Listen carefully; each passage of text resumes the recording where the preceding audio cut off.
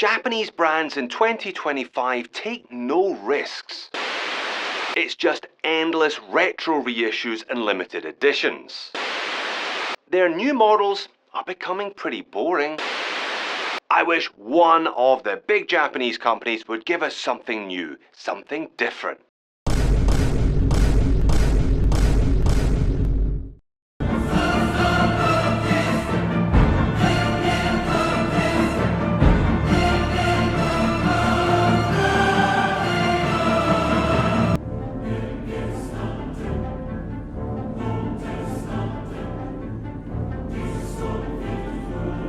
Hello and welcome to Just One More Watch. I'd like to start this video with an apology. Apologies to anyone who had small children watching during that introduction.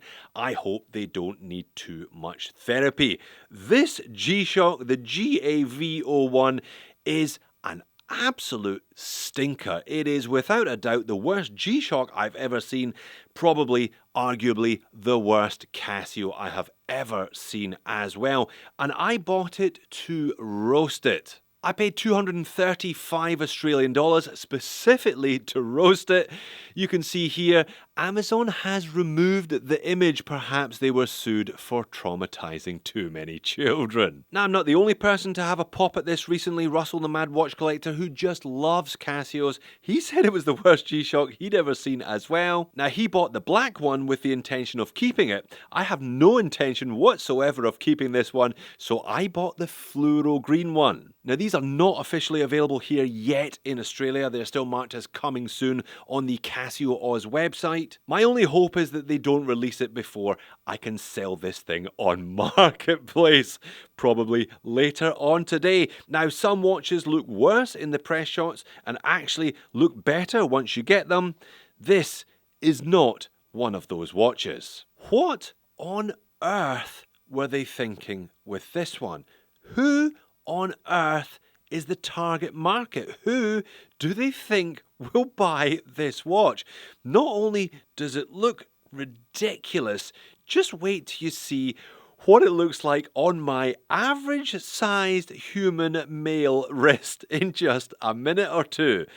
And what's going on with the design? Now, there is a bit of explanation of the inspiration on the Casio website. One of my personal pet peeves, though, is any company that claims they are redefining anything. Hey, we're redefining toughness, even though we're actually not, because you can't redefine something in that way. They claim this is organically designed, and I guess there is an argument that it is. I mean, that virus that we all hid in our houses from a few years ago, that was organic, and hey, they actually look quite similar. I mean, it's not all bad. There are a couple of interesting kind of technical innovations regarding the watch's construction, but it's mostly bad, I'll be honest. For a start, can you read the LCD display on the right-hand side of the dial? No, me neither. It is bloody difficult to read it. It's negative for a start, which is never fantastic, but even then, it is the most ridiculously... Oh, there we go. We've just got a little bit of something there. I can make out that it is Wednesday. This piece of crystal is also awful. It doesn't help at all. It's that single dome style that, as you can see here, provides nothing but distortion, and flecto. So negative display, terrible crystal. It's awful. And that's before we even talk about dimensions. Are you ready? This watch is 58 millimeters in diameter, has a thickness of 19 millimeters. Lug to lug is almost impossible to measure today because it doesn't have any discernible lugs per se. I'm going to call it at 51.5, which is one of the more sensible dimensions. Perhaps the only sensible dimension with this one. Lug width, definitely not applicable today. I'll talk about this watch's construction in just a second or two. Now, weight is 74 grams. It has 200 meters of water resistance. That terrible piece of glass, well, Casio calls it mineral, but that remains to be seen. And the module in the back is a 5751. There you go, a rather conventional, well, given the rest of the watch, a rather conventional looking screw-on stainless steel case back there, the usual Casio spec sheet, including one of the highlights of the entire watch, the 10-year battery life. Can you imagine wearing this watch every day for 10 years to the extent that you ended up having to change the battery? My God, that is a sentence and a half. Anyway, functions, kind of standard 4-button, almost standard 4-button Casio layout with light up on the top right, start stop bottom right mode, and then adjust, although the adjust also doubles up as the reset for the stopwatch, as you'll see. Now the left half of the display, the third hand there, points to which mode you are in. So currently in time mode, one push and you are into World Cities mode, although I'll be buggered if I can actually see what world city is being shown on the right half of the display. One more push and you're into stopwatch. Now this one is kind of standard stop, start, but rather than reset up here, you are reset over there. One more push and you're into countdown timer mode. One more push and you're into alarm mode. And one more push and you're back to time mode.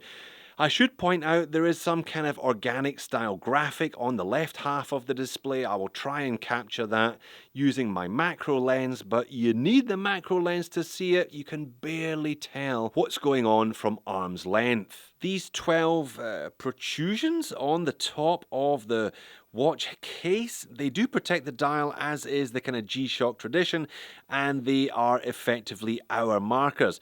If you look even more closely, you can see a couple of minute markers as well, but yeah, not minute markers for all 60 of the minutes, so don't expect any precision timekeeping with this one.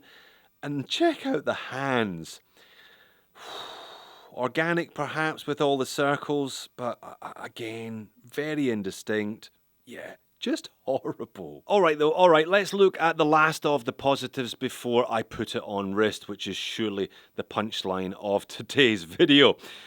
LEDs, 2 LEDs, one at the top, one at the bottom, both in white, really illuminating the dial, the handset. In fact, it's probably the only time where you can actually see the bloody LCD display, ironically, is after dark. The buttons are actually quite easy to press, certainly a sweet relief compared to the Mudman that I reviewed last week. It's got one of those double tang arrangements, which does help the watch sit nicely on wrist. The case construction is really interesting. There's a schematic animation on the Casio website. Rather than the case being attached to the band, it's 2 halves that are screwed together in the middle, if you will. I mean, it's interesting, but it's still really ugly. And to improve the shock resistance of the hands themselves, they've used a magnetic system in the pinion. The website says this allows them to use larger hands and have more flexibility in styling. On second thoughts, I wish they hadn't bothered. So that's it. If you chuck in the 10-year battery life, which is standard for most Casios these days, those were the positives. Do I even actually need to say anything? I'm sure you all have eyes, or at least had eyes before you clicked on this video. It's awful.